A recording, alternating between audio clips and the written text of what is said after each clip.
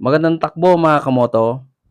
Ito yung part 2 natin na dapat ginagawa sa tuwing maglilinis ng throttle body o huhugutin nyo ang mga socket ng inyong mga motor. 1, 2, 3, come on!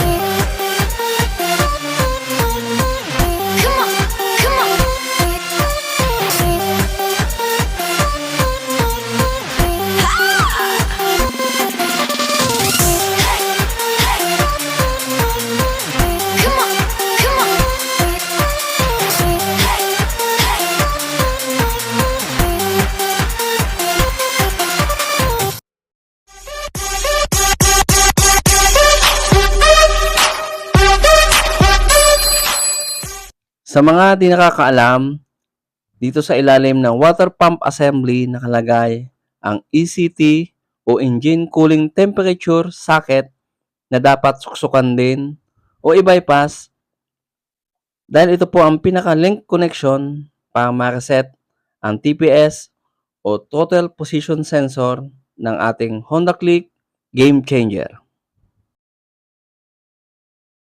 At dito naman mga kamoto matatagpuan sa loob ng battery compartment ang DLC o Data Link Connector kapag mag-reset ng ECU o Engine Control Unit. Take note lang mga kamoto, sa tuwing maggagalaw kayo o mag-unplug ng mga socket, dapat naka-switch off position ang inyong motor para maiwasan ang dagdag error code o pagkasira ng ECU kung sakaling maling wire ang nagalaw mo.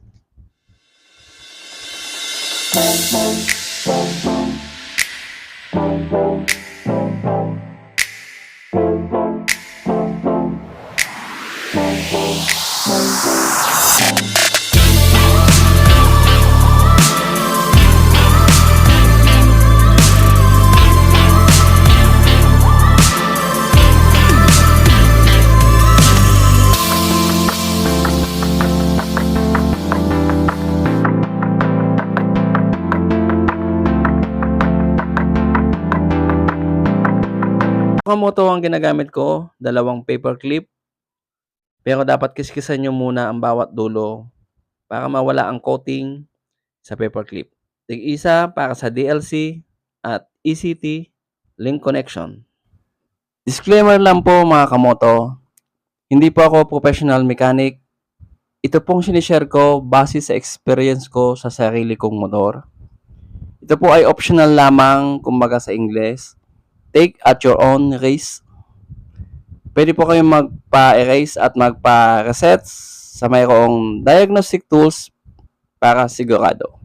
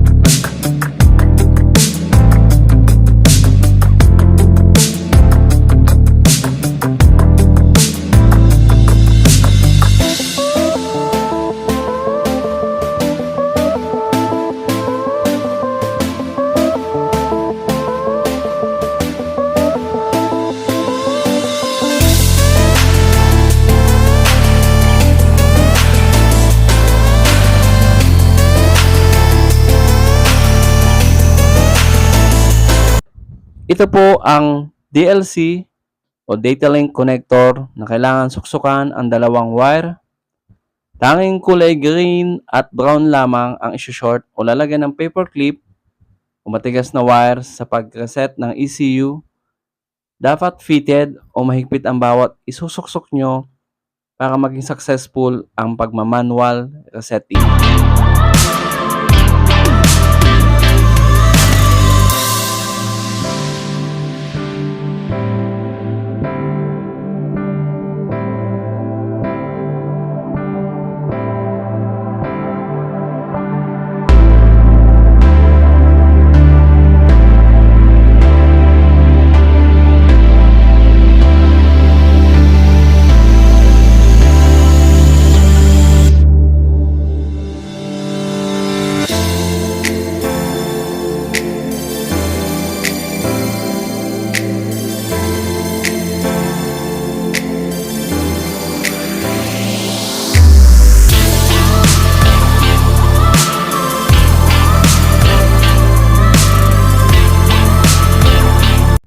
Ito Kamoto ang napili ko sa pag-manual erase ng error code.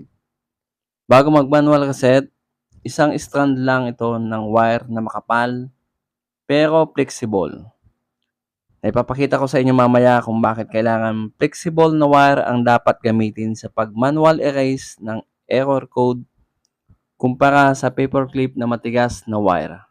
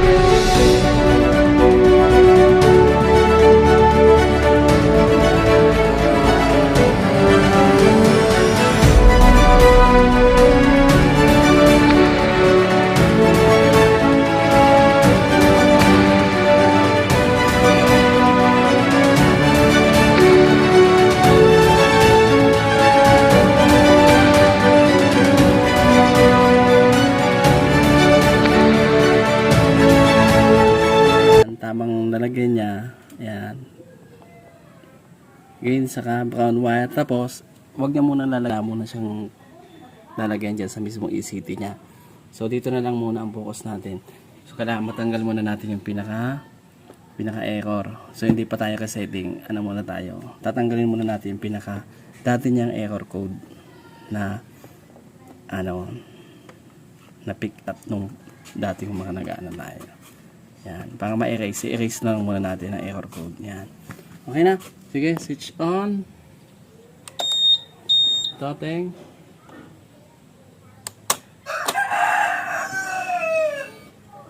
Yan, ito ang gagawin natin. Tanggalin natin ito isa. Tapos, balik.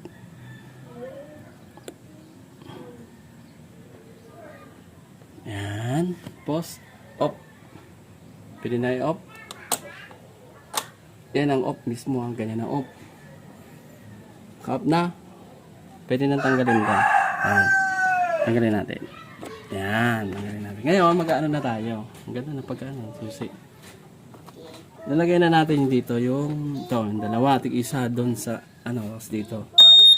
Yan. Okay, lagay natin ito. Green, mag-ano na tayo, reset na tayo, manual resetting pa rin, siyempre. Yan, tanggalin na, yan, green at manual, anything. Yan, lagay natin dito, siyempre dito, sabi ko sa inyo, suksok ko dito, yan, pinakagilid, para madali, yan, diba? Yan, ganyan ang forma niya. Yan. Stay put lang muna yan dyan. Yan. Post. Apply natin. Ilaw Kailalim nito. Dudukutin nyo lang sa ilalim yan. Dalawang kamay ang kailangan. Dalawang kamay. Itong dalawang pinakamalaga dyan. Tama. Ito nga. Saan na yung nito? Yan. Pako natin. Yan. Ito tutulak mo. Pipindutin mo, tapos ito panulak papunta dun. Yan, pindot. Tunog. Ito. So, ang style, pipindutin mo muna siya sa tulak niya. Tulak na ganun. Tutulak mo na siya. Pag napindot mo na to. Yan. Nandito yung banda sa ilalim na ito. Medyo tago. Ito yung lalagyan natin ulit ng ano. Ito yung ECT na safe na connector para ma-reset ang TPS. Pwede mali. Make sure lang na tingnan lang muna yan. Dito na tayo. Ganyan lang yan. At the same time, ito, ganyan din lang yan. Ito, unahin natin. Yan. Okay. Ang kailangan gawin, ito, total muna ng 5 beses. Yan, bago mo i-open. Yan. Total muna natin ng full total ng 5 beses. Pihit ng 5 beses. Pihit ng 5 beses. 1, 2, 3, 4, 5. Sabay on. Ignition.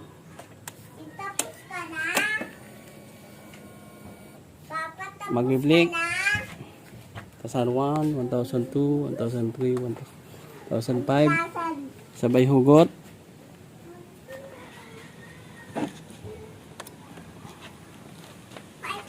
Mag-steady. Ayan. Pwede natin patayin. Ayan, thank. Na to, para doon na tayo sa kabila. Balik muna to.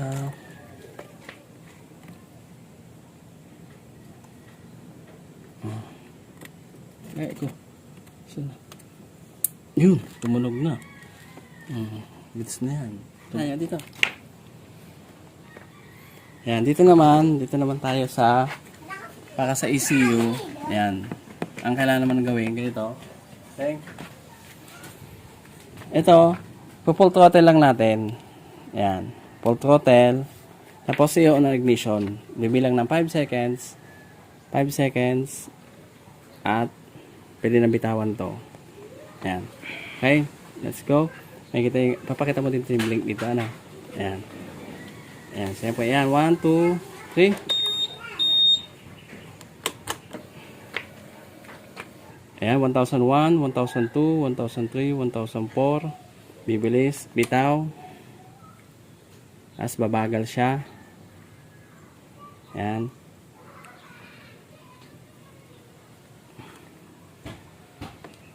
Ayan. Ngayon, pwede na off. Ibig sabihin, successful yung ano natin. Yung pinaka setting. Ayan. Pwede na i-off. Off talaga dapat. Off. Dapat naka-off. At pwede na hugutin to. Ayan, hugutin na natin. Ayan, at pwede na ibalik. Takip. Ang moto, ayan.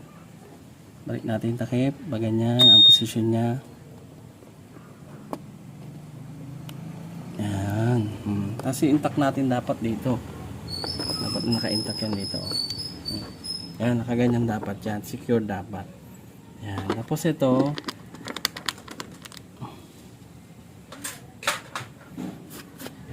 At, ayan na. Bago natin to ayusin, painitin natin at least 5 to 10 minutes. Or masigit pa. Ayan. Okay, on na natin. Makita natin. On. Switch. Painitin natin ng 5 to 10 minutes. Ayan. Idle, naka-idle lang siya.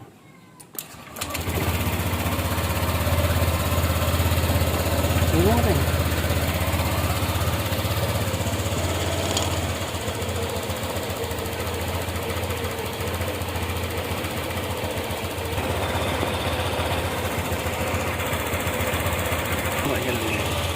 Yan, yung packing number makita, yung 44.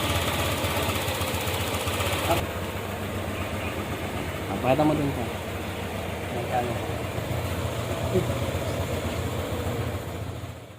Hanggang dito na lang mga kamoto.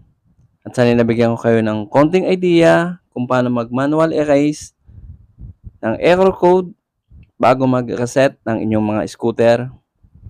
Kung nagustuhan nyo ang tutorial ay mag-subscribe at pindutin mo na rin ang notification bell para updated ka sa mga bagong videos. Salamat sa panonood and God bless to all.